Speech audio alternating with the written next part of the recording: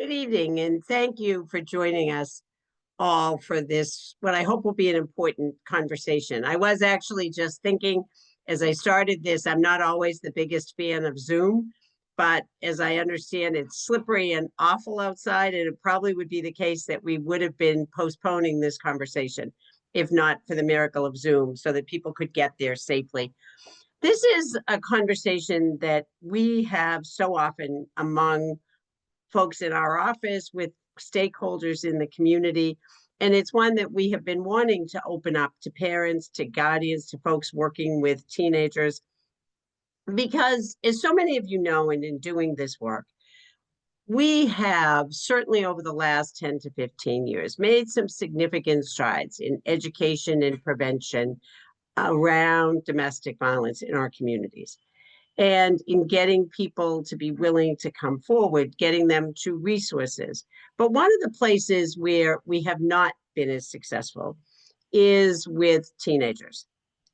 And there's lots of reasons, I think, for that. One of them being that teens are often navigating what a relationship looks like for the first time in their lives. It is not as clear as it might have been when some of us began dating what a dating relationship is. It's often just hanging out or they're talking to each other. That can mean a whole range of things. And then sometimes, as we see in so many settings, young people are struggling to communicate their feelings, trying to figure out how to navigate conflict in any situation, much less in a romantic situation. And then, probably most significantly, with the advent of technology and social media, that has just really added a whole new dimension to the ways that kids communicate and the pressure that they face. And as I'm sure everybody would agree, it's made it much harder for adults to be aware of what's happening and to try to intervene. I say very often I grew up in a house with four kids, and the phone was in the kitchen. And there was a phone upstairs in the upstairs hall that if you dragged it the whole way, you could maybe get the receiver into your bedroom. But people could pretty much hear the conversations that were happening. And people would have intervened, adults would intervene if they heard the wrong kind of conversation, they heard the wrong kind of language. And that's just not the case now. Kids are sitting in the back seat of a car being driven by an adult and communicating back and forth on their devices so that nobody knows what's being said. And then another piece is that a lot of the behaviors that are signals of unhealthy relationships have become normalized, whether because of what they see on social media, what they see in mainstream media. And so people in those situations aren't even aware that it's something they should be reporting. And then the threats and the abusive kind of relationship we see on social media is further compounded when pictures are involved. And we see dozens of those cases every month come through our office. Photos that may have been shared willingly in a relationship that was at the moment good, and that are then often used as a threat. If you're not doing something that I want you to be doing or staying in this relationship, I'm going to share those. And I think kids don't always understand that that kind of control is a form of abuse. And those are the things that I think as adults we need to be really having those hard conversations with young people. And the other piece is that we know that kids most often, even if they recognize there's a problem or they're frightened, they are going to turn to their peers for advice. So it's important that kids are well armed with that, not just to protect themselves, but be able to be a good bystander, a good friend to someone who's turning to them. So we've done a lot of things around that to be thinking about how can we address this issue in a way that kids would find helpful. A couple of years ago, we reached out to the high schools across the county. We asked a group of students to come and be on a task force with us. We wanted to hear what they were seeing. I have to say, I learned a whole lot about what it's like to be dating in high school right now, even from my own kids who are 9 or 10 years out of high school. And based on those conversations, we developed content for a healthy relationship awareness app called Healthy Heart Matters.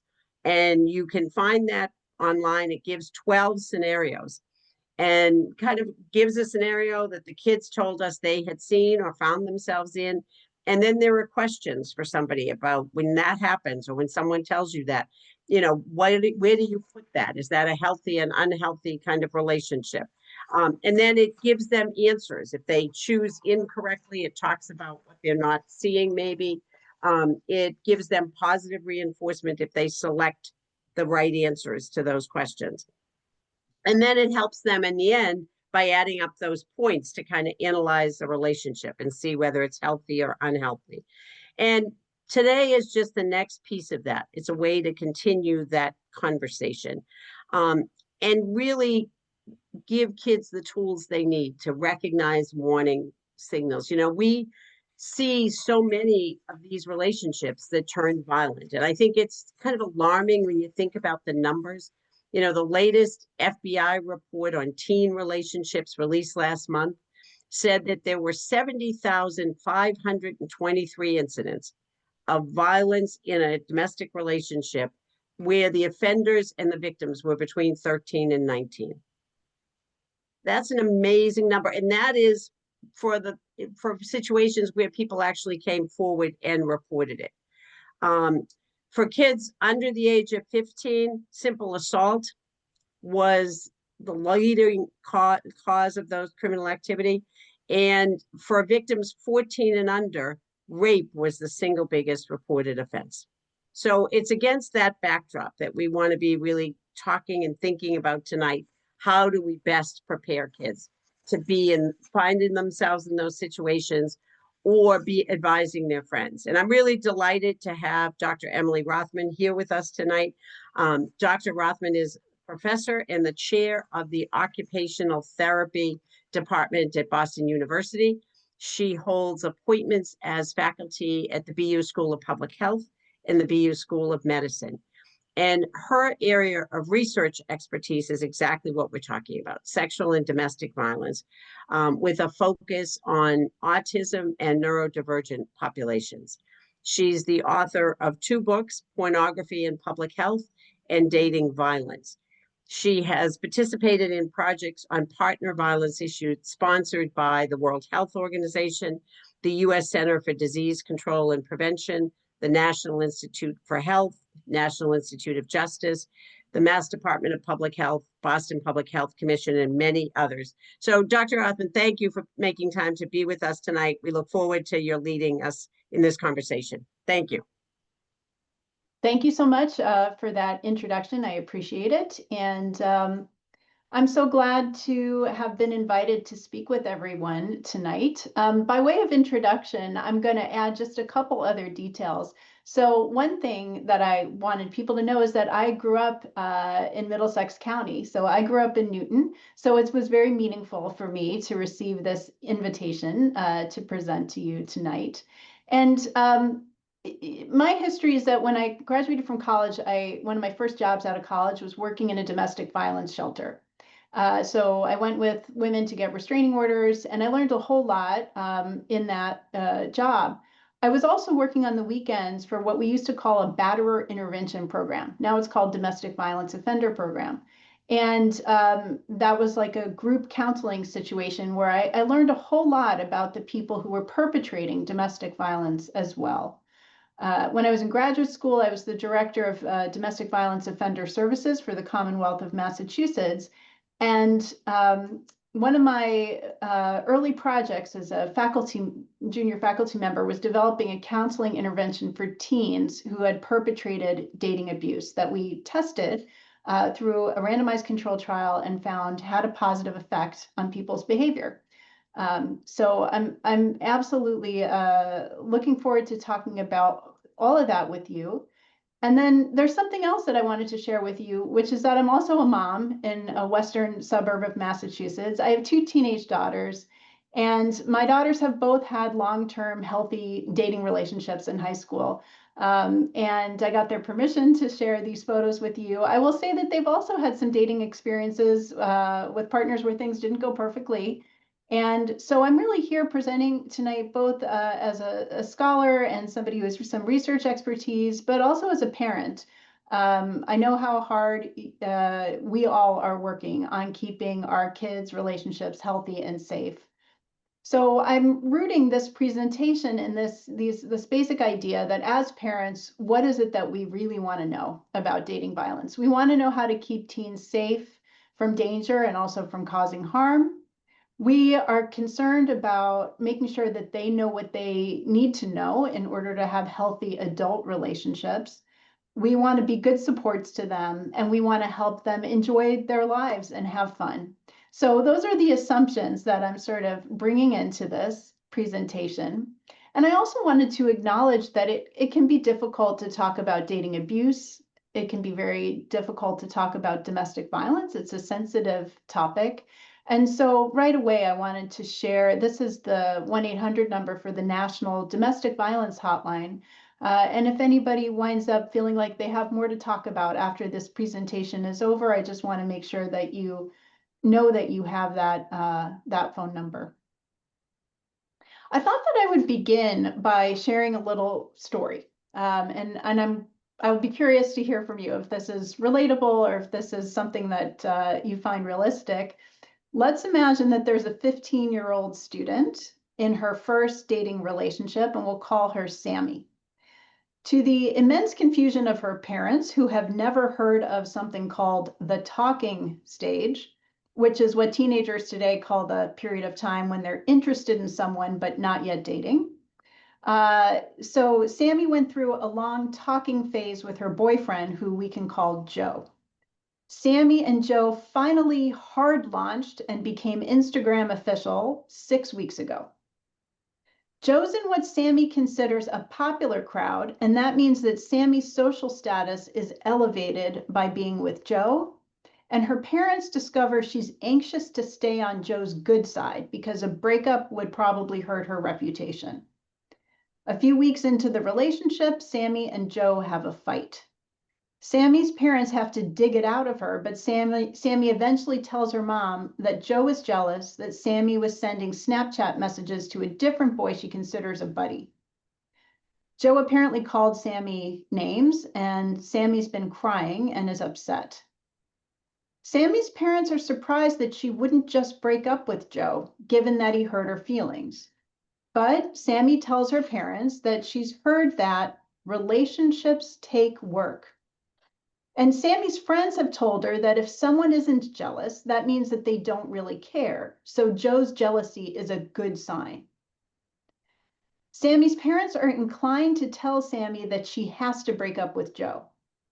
To their mind, in the best case scenario, he's not very nice, and the worst case scenario, he could be dangerous. Why would they let her spend time with someone like that, or welcome him under their roof, or let her get in a car with him since he has his license? So I think most parents might forbid Sammy to date Joe. And this is maybe surprising, but I'm here to say that authoritarian parenting, being very strict, can actually backfire in situations of dating abuse.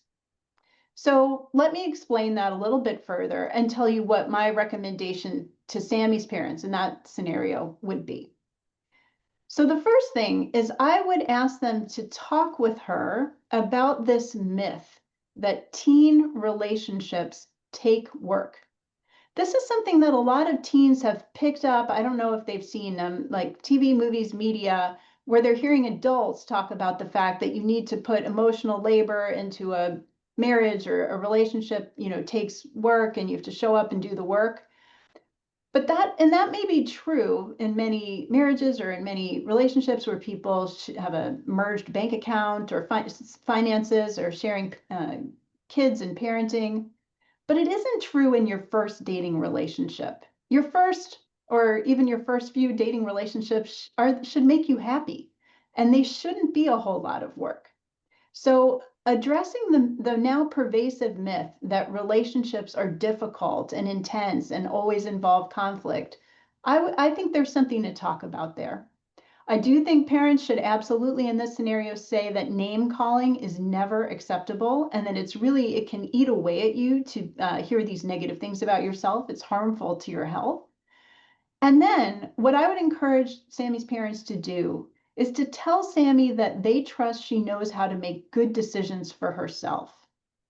So treat her with respect and model having a healthy relationship with her. Make her feel respected, autonomous, in control of herself and her own decisions. All of the things that they want her to feel when she's in a dating relationship with the dating partner. So what happens if the parents do ultimatums, punishments, or say like in Romeo and Juliet, you're forbidden to see this person ever again, absolutely out of the question. How well does that usually work with teenagers? Not very well. This really strict or authoritarian approach can actually push the teenager further away. And the most important thing that a parent can do is remain someone that their child trusts and wants to continue to talk to.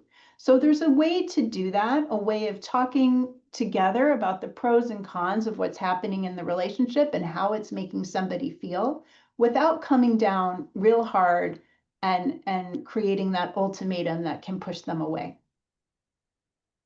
Now I'm going to back up just a little bit and kind of start at the beginning and say, well, what even is dating abuse? What are we talking about when we're talking about dating abuse? Dating abuse, as many may know, can involve physical, sexual, emotional, verbal abuse. All forms of abuse are really organized around trying to have power over the other person and control what they do. People may be less familiar with the idea that there's financial abuse sometimes in dating relationships, making the other person pay for everything or guilt tripping them about money. Cyber dating abuse is also a real form of dating abuse. So monitoring what somebody is doing online or using internet or online resources in order to stalk them or keep tabs on them or harass them. So this teen power and control wheel has a lot of specific examples of things that someone might do to somebody else in a dating relationship that would be considered unhealthy and controlling. I wanted to mention here also right at the top of the presentation that people of all genders can be victims or perpetrators. And I also wanted to mention that some people are at disproportionate risk, and that includes girls and women, LGBTQ plus youth, and people racially minoritized youth, and disabled youth. So intersectional identity does tend to increase risk. I want to give you a few facts and figures as well from Massachusetts specifically. So these data are from the Massachusetts Youth Risk Behavior Survey, which is representative of school attending youth in our state. So 8%, these are data that were reported in 2023. 8% of Massachusetts high school students reported that they had experienced physical dating violence in the past year. And 15% reported experiencing sexual dating violence in the past year. Even more prevalent, 19% reported that their activity was monitored by someone they were dating, meaning that person was checking up on them, like, where are you, who are you with, checking up on them online. So that was the most common form of dating abuse that youth were experiencing. It isn't just limited to high school students either. The same questions were asked of middle school students, and 5% reported experiencing physical dating abuse in the past year, and 14% reported that activity monitoring. The middle school youth were not asked about sexual dating violence.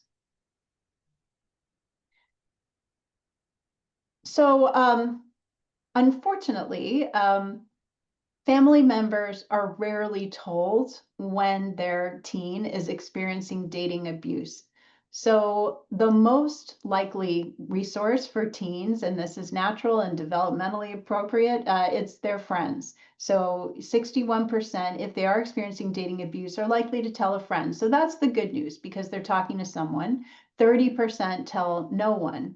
And you can see that it's only about 3% who ever report to an authority like a teacher, police, or a counselor. And then there's the 6% who will talk to family. So we can talk a little bit more about how you can increase the likelihood that they will talk to you as a family member. But that's why I really do, I think, stress the importance of maintaining that good, positive relationship with your teen so that the communication keeps flowing. One of the things that people often ask me about, because when I say that I've worked with perpetrators in a domestic violence offender program, they say, I don't understand just what would make someone do this. Can you help me? Can you help me understand why would it make sense to somebody? Why would somebody perpetrate dating abuse or domestic violence? And I want to say here that these risk factors increase the probability that somebody will perpetrate abuse, but it's not inevitable. So, if you know somebody who uses substances or who has impulsivity, it's not automatic that they're going to perpetrate dating abuse, and it doesn't mean they're, inherently a dangerous person.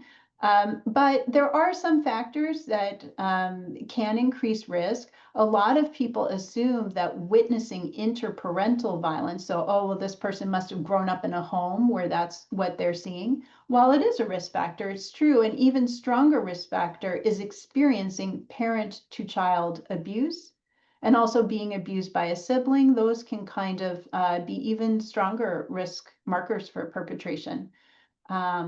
There's not one story that fits everybody. So there's different pathways or different reasons why different people may perpetrate dating abuse. But here's some of the risk factors that I guess I thought were worth sharing here. People also have questions naturally about what makes somebody more vulnerable to experiencing dating abuse victimization. And some of these are complicated, like depression and anxiety, because if you are become a victim of dating abuse, it then becomes more likely that you're also going to be depressed and anxious. We can get into a little bit of a vicious cycle with some of these. And again, I want to stress that these are risk factors that people have noted increased probability, but it's not inevitable.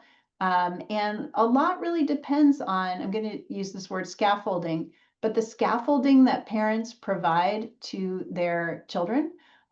So talking with them and supporting them, and if they have gone through any of the experiences that you see here as making someone more vulnerable to dating abuse victimization, addressing that with them and figuring out what supports they need and how you can help them. And that can be powerfully protective. I tried to think ahead as well about what are some of the questions that I thought parents might most want to know, although I hope that you're going to put some questions into the Q&A box as well, because I'm happy to answer any questions that you have. But I thought that you might want to know, well, what are the earliest warning signs that a teen relationship is becoming abusive? And here's what I would say that you can look for. And if if any of these things happen and you're starting to notice a pattern, that this might be worth investigating further. So if your child stops spending time with their usual friends or changes their friend group entirely, I mean, sometimes people change friends groups, so that in and of itself isn't enough to necessarily, cause panic or anything like that. But you just kind of maybe take note of that and see how they're doing with that change, or try to understand how that change has happened. I would also say if someone stops spending time with their friends and they're now only spending time with their new dating partner or their dating partner's friends, that can signal that there's something a little out of balance, or there isn't quite equity in that dating relationship. And that would make me curious. If the relationship becomes intense very quickly, so if somebody says, so they were going from casually seeing each other to now like spending all their time together, they say, I love you very early in the relationship. If they say anything like, I can't imagine my life without you, I can't live without you, if you ever left me, I would die, that kind of stuff, that kind of intensity, those are signs that the importance of the relationship is ramped way up in a way that could again cause me to be curious about it. So if your child's dating partner is demanding that they immediately reply to text messages. So for example, you're sitting trying to have dinner, and your child is like trying to get to their phone, and you're like, why are you doing that? And they say, well, I have to get back to my partner, or, they're going to be upset that I didn't get back to them fast enough. That would be a reason for concern. Of course, if your child seems depressed, anxious, withdrawn, or unhappy, if their partner has ever said anything like, if you leave, I'll hurt myself, that would make me worry quite a lot. And if you've noticed that their dating partner always insists on getting their way. So for example, group of kids and they're trying to decide what to do on a Friday night, and it's the dating partner who always gets to decide what the two of them are doing or what the group is doing. And again, there just isn't equality in terms of sometimes we're at your house, sometimes we're at my house, or sometimes I decide, sometimes you decide, but it's always a one-way street, always this dating partner choosing. These are some red flags, I think. So I thought that people might be wondering, if my teen's partner is constantly tracking their location, demanding passwords, or insisting on FaceTiming just to prove where that person is that abuse, or is that just what this generation considers normal? Well, I'd be curious about your experiences about that. I'd love to hear what you've been told by your children, but it's true that some young people may consider some of those things normal or see that it happens a lot, but it can still be controlling, unsafe, and inadvisable.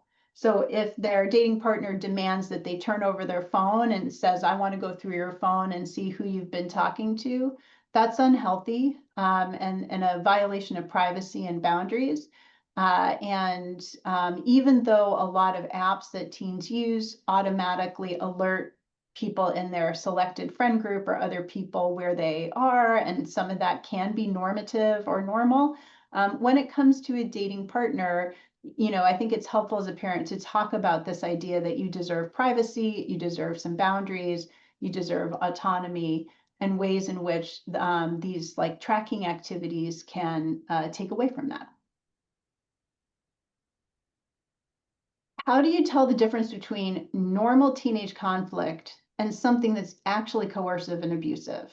As a parent, I don't want to overreact, but I also don't want to miss something serious. Here's what I would say to that. What you want to look for. So if it's normal teenage conflict, and again, I said at the beginning, teen relationships shouldn't have that much conflict in them. I actually think that the idea that all relationships are difficult or tumultuous or passionate and dramatic, like that's a lot of hype. And actually healthy relationships make people happy and are pretty low conflict. So, but conflict does happen. And I guess the idea is when conflict happens, what we look for is low levels of contempt and personal criticism. So you can disagree without being disagreeable, basically. And when there's a misunderstanding, are the dating partners able to do an effective repair in the relationship and make it up to each other in a way that feels genuine and that's followed through on? So if they say, I really regret saying that and I'll do better in the future, do they follow through on doing better? Are they able to stay emotionally regulated even during disagreements? That would be important. Are they able to, good things to look for is mutual respect and support, kindness and consideration, even when people are disagreeing or having a conflict. And if you see controlling behavior or intimidation, fear, and panic and anxiety, these are signs that it isn't just normal conflict.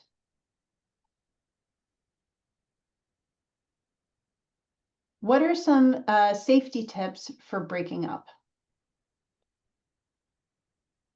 So my advice would be, if your child is going through a breakup and either they're the one doing the breakup or they're being broken up with, have a talk and encourage them to use positive language during the breakup to keep things calm, at least outwardly. So, minimize the drama, basically. Use social skills to try to smooth things over and exit the relationship in a non-dramatic way. That's just for the best for everyone. And You can also let your child know, it is unfortunately somewhat, I think, typical when somebody is breaking up with someone else. Sometimes if the other person is not using healthy behavior, they may use insults, and you may have to forewarn your child, sometimes people get dysregulated, they engage in language that they shouldn't when they're being broken up with.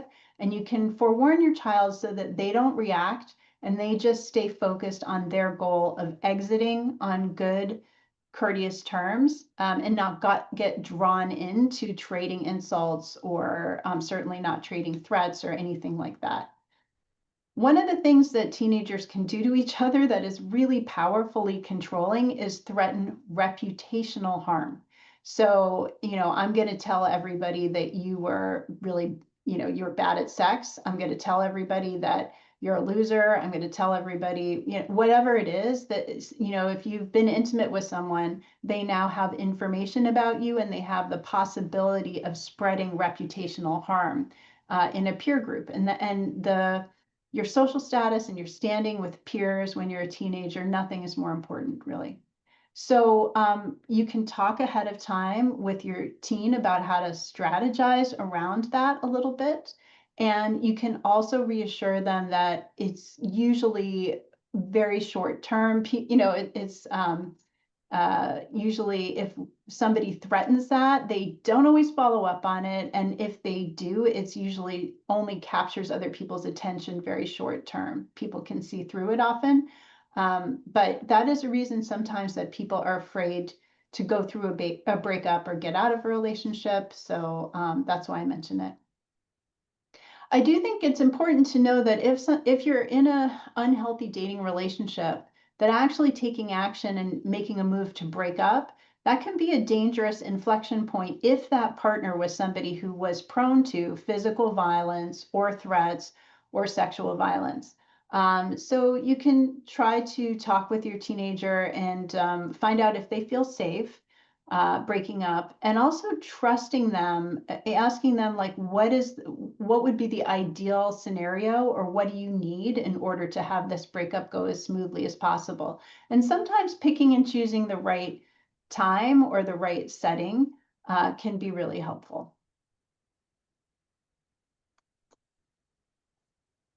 So I think this one might be my final question, and then I'll look forward to hearing some questions from you or other things you might want to share. If I suspect something is wrong, but my teen insists that everything is fine, when is it appropriate to involve the school or a pediatrician or even law enforcement? What threshold should I be thinking about? So again, to the extent possible, you want to respect your teen's autonomy and their expertise on their own situation. By virtue of dating this person, they've sort of become an expert on what is going to upset that person, or the best way to proceed. So you can really do a lot to signal to your teen that you care about their opinion and you take seriously what they have to say about those things. But look, if there have been threats of self-harm on the part of the dating partner, or physical harm to others, forced sex, choking, threats with weapons, the distribution of sexual images of a minor, which we were talking about, or blackmail related to those kind of images, stalking, intimidation, or digital harassment, it could be time to consult authorities and figure out what other supports or what other help that you can get if you need to for safety reasons.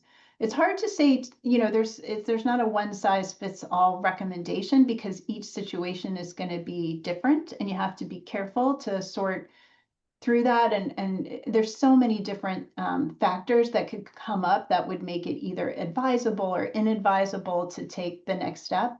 But I did want to make sure that I said that if there are signs that somebody could become dangerous, that there are other resources and there are other experts that you can consult with as well. So I would really welcome your questions, and I would love to hear from DA and DA's staff as well, if they have further thoughts on anything I've said. I want to make sure that I share additional resources. There's a local domestic violence agency, Respond, that has put together a parent packet on dating violence, and I provided the link here. By the way, anybody who emails me, I'm happy to send these slides out so you don't have to take notes, and I know this is being recorded as well, but there's a packet that has some parenting advice that I think is really useful. There is a national dating abuse helpline. So at the beginning, I had given the information about a national domestic violence hotline for adults. But the National Dating Abuse Helpline is from the organization called Love is Respect, and they have options for chatting and texting. They have options for calling, and that's for teens. Massachusetts, the Commonwealth of Massachusetts also has a website that I've listed here with information about how you can talk with teenagers about healthy relationships. And as promised, this is my contact information. So if there's anything I said, or you want a copy of these slides and you want to talk further, you're welcome to message me, and I'm happy to engage. So I think what I'll do now maybe is I'll stop sharing my slides, and then I would invite people here to ask questions or have a bit of a discussion about anything that you heard here that has struck you or is of interest. I'm going to stop sharing. Thank you, Doctor. That was a lot of very useful information. So people can either put a question in the chat, people can physically raise their hand. Let's see.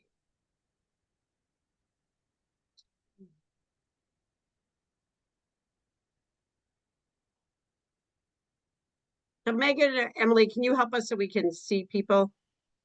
I can see, I'm looking at some of the questions, and Okay. you have gotten a couple questions. People are interested in the website that you mentioned that has scenarios, Healthy Heart Matters. So maybe you want to say a little bit more about that, because it looks like people are interested. And then there's another couple, if you want to speak to that. Then after and that, we're happy to put that in the, Emily or Megan will put that in the chat so people can go and see it. As I said, it was really developed based on the conversations with kids themselves. We had kids in the room. They came once a week for a few months. We really had whiteboards. They developed storylines, things they had either had happen to them or they had witnessed. And then we, after reading that text, people then ask questions. Is this an appropriate thing? Not an appropriate thing? What would be what you would do next? Should you ask for help? All of those questions. And then they could score their responses. And by the end, adding those scores up, it would define for them this appeared to be a healthy or a non-healthy relationship. And then it offers them some resources. Great. Doctor, do you want to take Brittany's question? Yeah, so there's a great question here. This is, how do you talk to a teen who insists on always being in an online romantic relationship with people they've never met and insists that that's just what's done now? We're concerned because these relationships bring out the worst in our teen, making her angrier and unapologetic. My heart goes out to Brittany. I really understand this question. I will speak from my own experience or observation with, I guess, with my sample of 2 teenagers living in my own house. I think it's true and it's real that a lot of kids do meet each other online. They do enter into romantic relationships online, and they haven't necessarily met in person. So that, I do think that's, well, far more common than it used to be.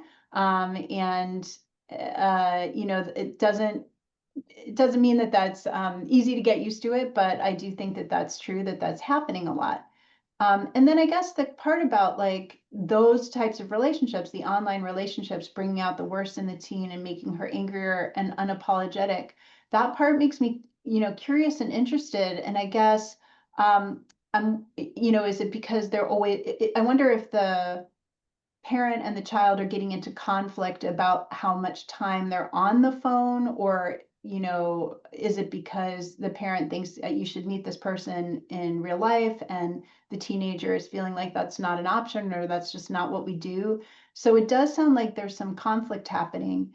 And figuring out what's the root of that would be, I think, interesting.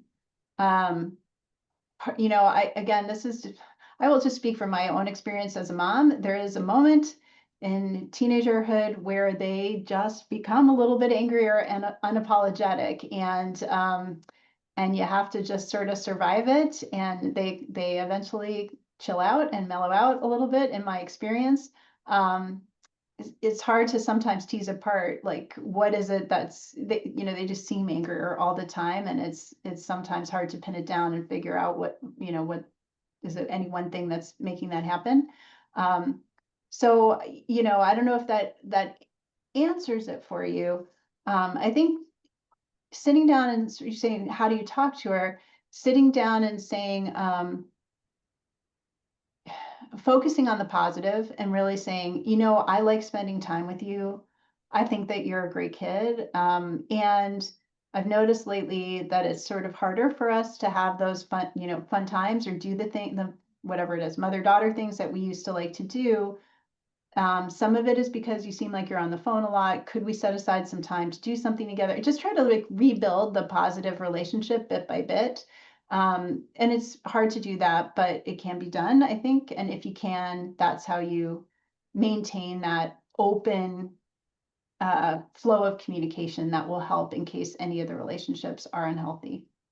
I So think one of the things that we see all the time, which is a real safety concern, is the person who's having the relationship with somebody online. They have no idea who they are. And in fact, they are not who they're representing themselves to be. They're representing themselves to be another 15-year-old in the next town. And then they're setting up a meet. And we've unfortunately been in the really scary situation of interrupting those meets sometimes. And it is, a 39-year-old person who's got, as in one case, train tickets to leave town with the person he was meeting up with. And I think that scares every parent. yeah. And what do you think about, other than just telling the horror stories if you don't know who that is that you're going off to meet, of how to be, giving the kids the tools to be suspicious because they don't suspect anything. They think it's a 15-year-old kid. Yeah, I mean, I think there is a place for basic ground rules. And so saying, there are some very basic safety and health related rules in our household. And one of them, if your household has a rule, we don't go anywhere with people we've met online, or we don't give out our personal address or our last name, or whatever personal information to somebody that you meet online. It's just too risky. It's just too dangerous. But having that as a sort of sit down conversation in advance, or in a depressurized non-conflict moment when you're not actually fighting it out about somebody that they are trying to see, it helps to have at a calm time, or when things are going well, say, I'd like, there's something I've been thinking about, and this is a basic, this is a hard no for me, this is a ground rule for me, and setting those rules up ahead of time. And it sounds like that's probably best if that's a rule that, kind of starts from the first time they're able to go online. So they're not in the middle of this mad love affair. That's It right. is from the beginning, just like we don't eat in front of the television or something. We just don't put our personal information out there. That's right. Yep, I agree entirely. That next question. How do you start a conversation with your child about relationships if you really don't even know if they have a romantic interest, but you want them to feel comfortable speaking up if something is off? Oh, that's a great question. Um, all you have to do is drop it in there a couple times. I think parents have heard this probably a lot, but the car is a great place if you're ever doing carpool, or pick up or drop off from one place to another. Just like one little line saying, are any of your friends dating or have boyfriends, girlfriends? I'm kind of curious. And oh, if you ever did, I just want you to know that I'm here and you can talk to me about it. And they will look at you and probably roll their eyes and say, like, why are you even saying this? Or say, like, that's really, They don't want you to have said it. It doesn't matter. It sinks into their brain anyway. And no matter what the reaction is in their face, like, oh, like that was really weird of you to say that, it's still the right thing to say, and it still sinks in, and they will come back to you, even if it's a year later, 18 months later, because they will remember that you said that and that you opened up that conversation. So it's worth it, and get through the discomfort is my advice of saying something where they do roll their eyes because they think it's cheesy or whatever. The question of, you said an authoritarian approach doesn't work, which I agree with. What approach do you recommend to keep respect and not push your teens away? Yeah, so there's two things that are true. The authoritarian approach tends not to work, but also being too lax and too permissive also doesn't work. So you want that happy medium. And so the way to do that is, I think, first of all, by regulating yourself, which is hard to do. Like if you're feeling any kind of anxiety, or you're feeling like your teen did something sneaky that really pushes your buttons that you wish they hadn't done, or something like that, it can be really hard to stay calm. But that's the important thing to do, and to just talk to them.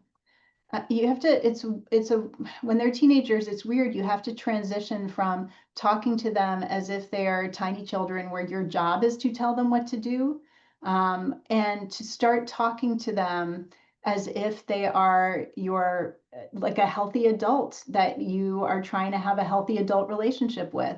So just in the same way that you would approach, I don't know, a friend or a colleague with respect, and say, I've been thinking about something, and there's something I'd like to raise to you, and it's on my mind. You just talk in this sort of more gentle way, rather than talking down to them. Um, Try to raise things in that manner, and also that in a way that shows that you really are curious about what they're thinking or what their take is. And I hope that will work. In my experience, that has been successful. That kind of flows into the next, which is really a good question. How do you get your teenagers to talk to you instead of just saying, I don't want to talk about it? That's a heartbreaking one. I really relate. I really understand. Sometimes there's not a whole lot that you can do. Like, and okay, let me just try to frame this for in a way that might make you feel a little better about it. Even if it's sometimes impossible to get your teen to open up or talk, if they have decided that they're in a phase which is developmentally appropriate and developmentally normal, the job of a teenager is to individuate away from the parents and to start separating away from the parents. So you're going to feel that, and you're going to see that, and it shows up as not talking to you as much. Um, but you know, you want to signal to them that you're not interested in being invasive.